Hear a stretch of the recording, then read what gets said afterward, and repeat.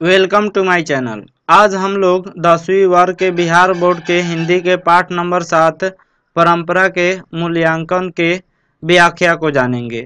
सबसे पहले लेखक परिचय को जान लेते हैं। परंपरा का मूल्यांकन इसको रामविलास शर्मा के द्वारा लिखा गया है। इनका जन्म 10 अक्टूबर 1912 ईस्वी को हुआ था। उन्नाव जिला के ऊंचा गांव सानी में हुआ था। इनकी मृत्यु 30 मई 2000 ईस्वी को हो गई थी। इन्होंने अंग्रेजी विषय में लखनऊ विश्वविद्यालय से अंग्रेजी विषय में एमए तथा पीएचडी की उपाधि प्राप्त की। लखनऊ विश्वविद्यालय से अंग्रेजी में इन्होंने एमए किया तथा पीएचडी की उपाधि प्राप्त की। इन्होंने कुछ समय तक कन्हैयालाल माणिकलाल मुंशी हिंदी विद्यापीठ आगरा में निदेशक पद को सुशोभित किया। इनकी प्रमुख रचनाएं हैं निराला की साहित्य साधना, भारतेंदु हरिश्चंद्र, प्रेमचंद्र और उनका युग, भाषा और समाज, भारत में अंग्रेजी और मार्क्सवाद, इतिहास दर्शन, घर की बात आदि रचनाएं इन्होंने की हुई है। पाठ परिचय को जान लेते हैं। प्रस्तुत पाठ परंपरा का मूल्यांकन इसी नाम की पुस्तक से संकलित है। परंपरा का मूल्यांकन एक किताब का नाम है और उसी किताब से इस पाठ को लिया गया है। इसमें लेखक ने समाज, साहित्य तथा परंपरा से संबंधों की सैद्धांतिक एवं व्यवहारिक मीमांसा पर विचार किया है। यह निबंध परंपरा के ज्ञान, समझ और मूल्यांकन का विवेक जगाता साहित्य की सामाजिक विकास में क्रांतिकारी भूमिका को भी स्पष्ट करता है। अतः यह निबंध नई पीढ़ी में परंपरा और आधुनिकता को युग के अनुकूल नई समझ विकसित करने में सराहनीय सहयोग करता है। परंपरा का मतलब एक अटूट सिलसिला होता है या एक चलता हुआ क्रम होता है। मूल्यांकन का मतलब उसका आंकन करना, उसके महत्व का आंकन करना, उसी को मूल्यांकन कहा जाता है। तो उसके महत्व के बारे में जो एक सिलसिला चल रहा है, उसी सिलसिला के महत्व के बारे में हम लोग जानेंगे और उसी पर लेखक ने विचार व्यक्त किया हुआ है। शुरू करते हैं पाठ को। प्रस्तुत पाठ परंपरा का मूल्यांकन ख्याति प्राप्त आलोचक रामविलास शर्मा द्वारा लिखित है। रामविलास शर्मा जो है एक ख्याति प्राप्त बहुत बड़े आलोचक थे, आलोचना करते थे। इसमें लेखक ने प्रगतिशील रचनाकारों के विषय में अपना विचार प्रकट किया हुआ है। लेखक का मानना है कि क्रांतिकारी साहित्य जो होता है वह भाषा को कहा जाता है। जैसे हिंदी साहित्य है, उर्दू, अंग्रेजी, यह सब साहित्य है। तो लेखक का मानना है कि क्रांतिकारी साहित्य रचना करने वालों के लिए साहित्य की परंपरा का ज्ञान होना अति आवश्यक है। जो कोई भी रचना करते हैं उनको साहित्य की परंपरा का ज्ञान होना बहुत ही जरूरी है। जो साहित्य में एक सिलसिला चलता है उसका ज्ञान होना बहुत जरूरी है, क्योंकि साहित्य परंपरा के ज्ञान से ही प्रगतिशील आलोचना का विकास होता है और साहित्य की धारा बदली जा सकती है तथा नए प्रगतिशील साहित्य का निर्माण किया जा सकता है। लेखक कहते हैं कि साहित्य का परंपरा जो है वह इसको बदलना चाहिए। पुराने ज़माने में लेखक जो थे वह अपने से ऊंचे कवियों के लेख को कॉपी कर देते थे, उनके लेख को हूबहू उसी तरह उतार देते थे। लेकिन लेखक का मानना है कि दूसरे के कवियों का लेख को कॉपी नहीं करना है, अपने दिमाग से किसी भी लेख को लिखना है, किसी के लेख को चुराना नहीं है। मनुष्य आर्थिक जीवन के अलावा एक प्राणी के रूप में भी जीवन व्यतीत करता है। साहित्य विचारधारा मात्र नहीं है। साहित्य में विकास प्रक्रिया चलती रहती है। जैसे जैसे समाज का विकास होता है वैसे वैसे साहित्य का भी विकास होता है। व्यवहार में देखा जाता है कि 19वीं तथा 20वीं सदी के कवि, क्या भारत के क्या यूरोप के, तमाम कवि अपने पूर्ववर्ती जो भी कवि बीत गए हैं उसी को पूर्ववर्ती कहा जाता है।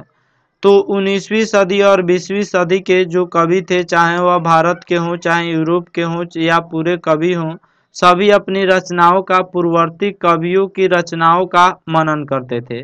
सभी अपनी रचनाओं में जिस तरह जो है पहले के कवि अपनी रचना करते थे, उसी तरह उन्हीं का कॉपी करके जो 19वीं और 20वीं सदी के कवि थे वह भी रचना करते थे। उनसे सीखते हैं और नई परंपराओं को जन्म देते हैं। लेखक कहते हैं कि दूसरों को नकल करके लिखा गया साहित्य अधम कोटि का होता है अधम का मतलब वह निचली दर्जे का होता है। लेखक यह कहते हैं कि पुराने ज़माने के जो कवि थे 19वीं और 20वीं सदी के, वे जो है अपना साहित्य रचना अपने से पहले वाले कवियों का कॉपी करते थे, उनका जो है वह नकल करते थे। तो लेखक इसके खिलाफ है। लेखक कहते हैं नकल करके लिखा गया साहित्य अधम कोटि का होता है और उसका सांस्कृतिक असमर्थता का सूचक होता है। लेकिन उत्तम कोटि का साहित्य दूसरी भाषा में अनुवाद किए जाने पर अपना कलात्मक सौंदर्य खो देता है। तात्पर्य यह कि लेखक कहते हैं कि अगर कोई साहित्य हो उसको दूसरी भाषा में अनुवाद किया जाए तो अपना कलात्मक जो सौंदर्य होता है, जो सुंदरता होता है, उसको खो देता है। तात्पर्य यह कि ऐसे साहित्य से कला की आवृत्ति नहीं हो सकती। जैसे अमेरिका तथा रूस ने एटम बम बनाए, लेकिन शेक्सपियर के नाटकों जैसी चीज दोबारा लेखन इंग्लैंड में भी नहीं हुआ। तो लेखक कहते हैं कभी भी साहित्य का निर्माण होना चाहिए तो वह दूसरों की नकल करके नहीं होना चाहिए। अपने से उस साहित्य को अपने दिमाग से, अपने विवेक से, बुद्धि से साहित्य का रचना करना चाहिए। दूसरों कवियों के, दूसरों लेखकों का कॉपी नहीं करना चाहिए, उसका नकल नहीं करना चाहिए। लेखक कहते हैं 19वीं सदी में शेली तथा वायरन ने अपनी स्वाधीनता के लिए, अपनी आज़ादी के लिए लड़ने वाले यूनानियों को एकात्मकता की पहचान करने में सहयोग किया था। भारतीयों ने भी अपनी स्वाधीनता संग्राम के दौरान इस एकात्मकता को पहचाना। साहित्य की बहुत बड़ी भूमिका होती है स्वाधीनता संग्राम में। किसी भी देश को आज़ाद कराने में साहित्य की सबसे बड़ी भूमिका होती है। तो लेखक यह कहते हैं जिस तरह शेली तथा वायरन ने स्वाधीनता के लिए यूनानियों को एकजुट किया, उसी तरह भारतीयों ने भी स्वाधीनता संग्राम के दौरान एकजुट किया। मानव समाज बदलता है और अपनी अस्मिता कायम रखता है क्योंकि जो तत्व मानव समुदाय को एक जाति के रूप में संगठित करता है। साहित्य परंपरा के ज्ञान के कारण ही पूर्वी एवं पश्चिमी बंगाल के लोग सांस्कृतिक रूप से एक हैं। लेखक कहते हैं साहित्य से एकजुटता होती है, चाहे उन लोगों का धर्म, जाति कुछ भी हो, लेकिन अगर साहित्य एक है तो फिर जो है उन लोगों के बीच प्रेम होता है।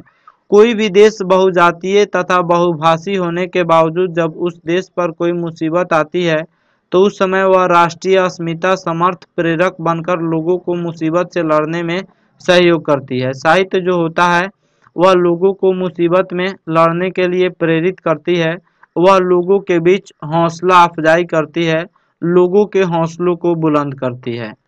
लेखक आगे कहते हैं जैसे हिटलर के आक्रमण के समय रूसी जाति ने बार बार अपने साहित्य परंपरा का स्मरण किया। साहित्य परंपरा से लोगों के बीच एकता आती है।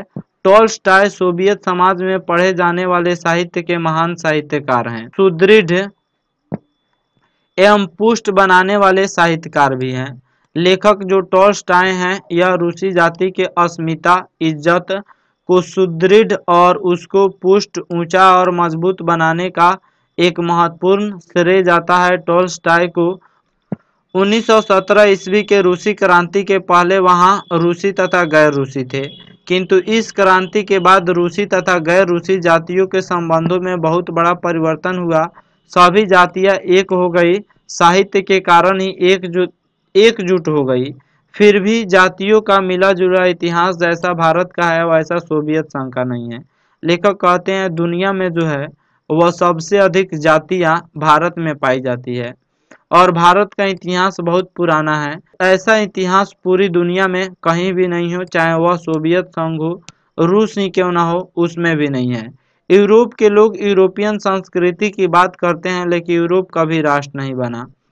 लेखक कहते हैं यूरोपियन संस्कृति एक जैसी है, लेकिन यूरोप कभी भी राष्ट्र नहीं बना। यूरोप छोटे छोटे टुकड़ों में, छोटे छोटे देशों में बटा हुआ है, लेकिन भारत में इतनी विभिन्नता के बावजूद भी भारत एकजुट है। यह साहित्य परंपरा की ही देन है। आगे लेखक कहते हैं राष्ट्रीयता की दृष्टि से भारत ही एक ऐसा देश है जहां राष्ट्रीय एक जाति द्वारा दूसरी जाति पर थोपी नहीं जाती है, बल्कि वह संस्कृति तथा इतिहास की देन है। यहाँ के लोगों के बीच राष्ट्रीयता जो है वह थोपी नहीं जाती है, इतिहास की देन है। यहाँ के लोगों के संस्कृति में राष्ट्रीयता पाई जाती है और देशभक्ति पाई जाती है। इस संस्कृति के इस संस्कृति के निर्माण में देश के कवियों का महान योगदान है, साहित्य का सबसे बड़ा योगदान है। जो भारत में यह संस्कृति विकसित हुई है एकता की और राष्ट्रीयता की, उसमें देश के कवियों का सबसे बड़ा योगदान है। रामायण एवं महाभारत इस देश की संस्कृति की एक कड़ी है, जिसके बिना भारतीय साहित्य की एकता भंग हो जाएगी। लेखक का तर्क है कि यदि जारशाही रूस, जारशाही का मतलब क्या होता है, जार किसको कहा जाता है, रूस के सम्राट को जार कहा जाता है। तो वहाँ पे सम्राट का व्यवस्था था, वहाँ पे राजतंत्र था। तो जारशाही रूस समाजवादी व्यवस्था कायम होने पर नवीन राष्ट्र के रूप में पुनर्गठित हो सकता है। उसके बाद जारशाही का अंत हो जाता है और रूस एक समाजवादी व्यवस्था के रूप में उभर कर आता है। तो वह नवीन राष्ट्र के रूप में पुनर्गठित हो सकता है। तो भारत में समाजवादी व्यवस्था कायम होने पर यहाँ की राष्ट्रीय अस्मिता पहले से कितना पुष्ट होगी, इसकी कल्पना की जा सकती है। लेखक कहते हैं कि समाजवाद अगर भारत में होती तो फिर भारत की राष्ट्रीय अस्मिता, इसकी इज्जत शान शौकत कितनी बड़ी होती, इसकी कल्पना नहीं की जा सकती। अतः समाजवाद हमारी राष्ट्रीय आवश्यकता है। लेखक कहते हैं कि अगर भारत में समाजवाद आ जाए तो भारत के सामने दुनिया का कोई भी देश नहीं टिकेगा। पूंजीवादी व्यवस्था में शक्ति का अपवाह होता है। पूंजीवादी व्यवस्था में शक्ति जो होता है वह बहुत कम लोगों के हाथ में चला जाता है। देश के साधनों का समुचित उपयोग समाजवादी व्यवस्था में होता है, लेकिन देश के जितने भी साधन हैं सभी साधन का उचित उपयोग वह समाजवादी व्यवस्था के अंदर ही हो सकता है। इसलिए भारत में समाजवाद जरूरी है। देश की निरक्षर निर्धन जनता जब साक्षर होगी तो वह रामायण तथा महाभारत का ही अध्ययन नहीं करेगी, अपितु उत्तर भारत के लोग दक्षिण भारत की कविताएं तथा दक्षिण भारत के लोग उत्तर भारत की कविताएं बड़े चाव से पढ़ेंगे। लेखक यह मानते हैं अगर देश के सभी लोग साक्षर हो जाएं तो फिर जो है वह दक्षिण के लोग उत्तर की कविताएं पढ़ेंगे और उत्तर भारत के लोग दक्षिण की कविताएं पढ़ेंगे। दोनों में बड़े पैमाने पर सांस्कृतिक आदान प्रदान होगा। तब अंग्रेजी भाषा प्रभुत्व जमाने की भाषा न होकर ज्ञानार्जन, केवल ज्ञान ग्रहण करने की भाषा होगी। आगे लेखक कहते हैं हम अंग्रेजी ही नहीं यूरोप की अनेक भाषाओं का अध्ययन करेंगे। इससे जो है भारत में सांस्कृतिक और एकता और अधिक बढ़ेगा। एशिया के भाषाओं के साहित्य से हमारा गहरा परिचय होगा। तब मानव संस्कृति की विशाल धारा में भारतीय साहित्य की गौरवशाली परंपरा का नवीन योगदान होगा। लेखक कहते हैं कि अगर भारत के सभी लोग साक्षर हो जाएं तो उत्तर भारत के लोग दक्षिण भारत के साहित्य को पढ़ेंगे और दक्षिण भारत के लोग उत्तर भारत के साहित्य को पढ़ेंगे। इससे अंग्रेजी जो है भारत में प्रभुत्व जमा रहा है या अपना प्रभुत्व नहीं जमाएगा और अंग्रेजी केवल ज्ञान के लिए भाषा हो जाएगा, वह केवल ज्ञान ग्रहण करने के लिए भाषा हो जाएगा। और इसके साथ भारत के लोग यूरोप के भिन्न भिन्न भाषाओं का भी अध्ययन करेंगे और उसमें भारतीय साहित्य का भी विकास होगा। आशा करता हूँ यह वीडियो आप सब किसी को अच्छा लगा होगा। Thank you watching my video.